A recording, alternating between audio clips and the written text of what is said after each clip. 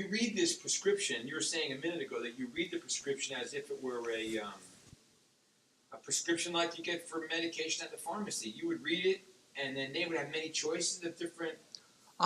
Depending on, some doctors are very specific. They'll put down exactly the model they want, by which brand, which company's brace they would like to have on their patient.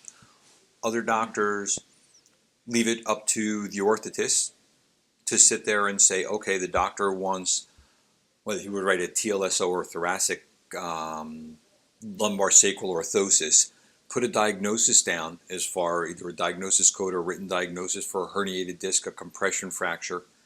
And at that point, he would leave it up to the orthotist, myself, my partner Mike, to say, what are my options? What can I possibly do? What's going to be the best outcome for his patient from all the options we have to get? Because people have different sizes, heights, shapes. Trying to get something that's going to capture their spine in the best position is going to make a difference. So a certain brand may not be the best thing. We never look at things by brand name. We look at what's going to be best for the patient. I was just going to ask you about the manufacturers or brands that back braces. There's probably easily 20 to 30 companies that make back braces, and within there they probably each make 10 to 20 different styles of back brace.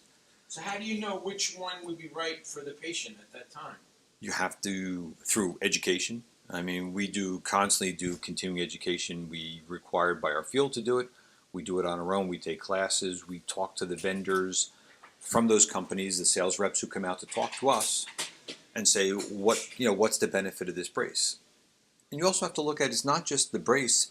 Best brace in the world, if a patient can't don it because they have some other problem going on, they have arthritic hands, they can't reach around and do the straps, the best brace in the world, if they can't put it on, is useless. Where a brace that may do 90% of what the perfect brace can do, but they can don it and they're going to wear it all the time, is so much better than the brace that is 100% good and you're never wearing it at all. It really sounds like a craft, an art. There's an art to it. Well, I mean, if you're really taking the best that's out there and what is going to give the patient the best results, it sort of is. You can't be cookie cutter. Everybody can't get the same brace. You can't say every person that has this problem gets this brace, because that may not be the right brace for that patient just because of their lifestyle, what they're doing, do they have help donning it at home, or are they going to have to do it themselves?